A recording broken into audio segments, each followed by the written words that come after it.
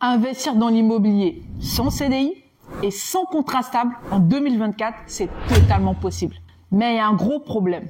Tu sais c'est quoi le problème? Trop peu de gens en parlent. Donc dans cette vidéo, je vais te montrer toutes les stratégies et toutes les étapes qui vont te permettre d'obtenir ton crédit immobilier sans CDI et sans contrat stable.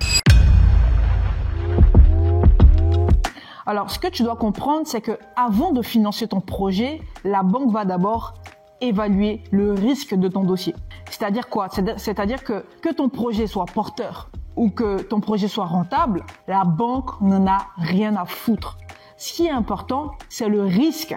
Est-ce que tu seras capable de rembourser ton crédit tous les mois sur le long terme? C'est ça la vraie question. Donc pendant très longtemps, le CDI était l'allié de la banque parce que c'est une forme de garantie qui prouvait et qui montrait à la banque que le client était capable de rembourser son crédit tous les mois sur le long terme. Et malheureusement pour les banques, les statistiques ont chuté parce qu'ils se sont très vite rendus compte que le CDI n'était pas tant une sécurité que ça. Parce que tout simplement, beaucoup de gens après avoir eu leur crédit immobilier, 2 mois après n'étaient plus en CDI. Et aujourd'hui, de plus en plus de gens refusent d'être en CDI parce que contrairement à ce qu'on veut nous faire croire, le CDI, ce n'est pas une sécurité tant que ça. Et donc face à tout ça, aujourd'hui, on a de plus en plus de banques qui acceptent des dossiers sans CDI et sans contrat stable.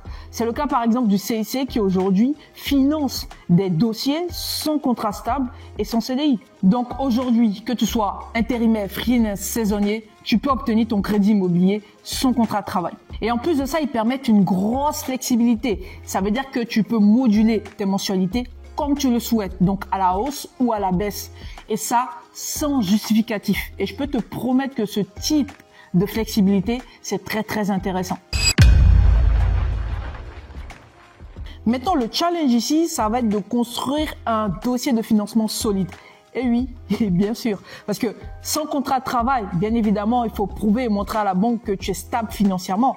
C'est ça le challenge. Et il faut savoir une chose, c'est que la stabilité financière n'a rien à voir avec le CDI. Parce qu'il y a plein de gens qui sont en CDI, mais qui tous les mois sont à découvert, ils ne s'en sortent pas financièrement. Donc franchement, le CDI, ça n'a rien à voir avec la stabilité financière. On peut être sans contrat de travail, mais avoir une bonne tenue de compte. Et c'est ça la stabilité financière. D'ailleurs, si tu veux savoir comment monter un dossier de financement solide, j'ai fait une vidéo où je t'explique pas à pas comment procéder. Et je te conseille fortement d'aller la regarder pour te construire un dossier de financement solide. Mais là, pour cette vidéo, je vais quand même te lister 4 documents qui vont te permettre de présenter un dossier solide à la banque. Et avant d'aller plus loin, si tu n'es pas encore abonné à cette chaîne, abonne-toi dès maintenant pour ne rien rater parce que sur cette chaîne, tu n'auras que des bonnes informations. Alors, le premier document à présenter à la banque, c'est tes relevés bancaires. Donc, tes 6 derniers relevés bancaires. Le deuxième document à présenter à la banque, c'est ton avis d'imposition. Donc, tes 6 derniers avis d'imposition. Le troisième document à présenter à la banque, c'est tes justificatifs d'épargne. Alors, je sais très bien, tu n'es pas riche. Mais même si tu n'as pas de contrat de travail, que tu n'as pas de CDI, le simple fait de mettre 10 € de côté, 20 € de côté, voire 80 € de côté tous les mois, ça permettra justement de renvoyer un message de responsabilité à la banque, de sorte à ce que la banque sache que elle a une personne en face d'elle qui sait épargner et tout simplement qui sait tenir ses comptes. Et le quatrième document à présenter à la banque, c'est tout simplement tes contrats de mission. Même si tu n'as pas de CDI, même si tu n'as pas de contrat stable, c'est important de pouvoir présenter tous tes contrats que tu as en ta possession. Tous les contrats de mission que tu fais, c'est hyper important de présenter ça à la banque.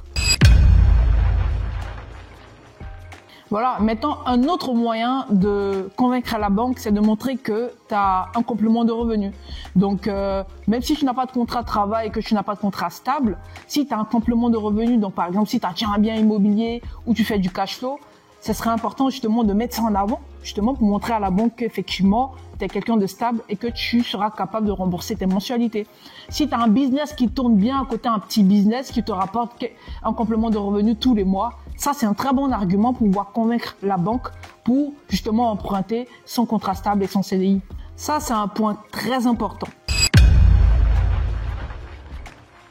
Il ne faut pas aller vers une seule banque. Je vois beaucoup de gens aujourd'hui qui veulent investir dans l'immobilier, qui veulent obtenir leur crédit et qui vont voir qu'une seule banque. Et généralement, c'est leur propre banque. Sache une chose, c'est que ici, tu es tout seul et c'est ton projet. Les banques n'en ont rien à foutre de ton projet. Et donc, tu dois mener le combat. Tu dois aller voir plusieurs banques. Et c'est en allant voir plusieurs banques que tu vas maximiser tes chances d'obtenir ton financement. Et l'idéal même, le conseil que je te donne, c'est de traiter avec un courtier. Donc, de te faire accompagner par un courtier. Un courtier qui connaît son marché. Un courtier qui est spécialisé là-dedans. Et ce courtier-là, justement, va t'emmener vers les banques qui sont aussi spécialisées dans le financement des personnes, des dossiers sans CDI et sans contrat stable. Et je te le dis, toutes les banques ne financent pas les personnes sans CDI, les dossiers sans CDI et les dossiers sans contrat stable.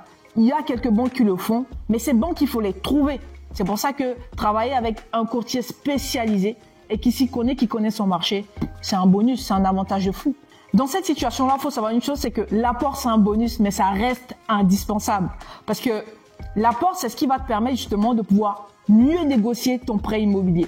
Parce que dans cette situation-là, la banque, généralement, a un rapport de force du fait que tu n'as pas de contrat de travail stable, tu n'as pas de CDI. Donc, ils vont quand même te financer. Mais ils vont essayer justement de pouvoir poser leurs conditions.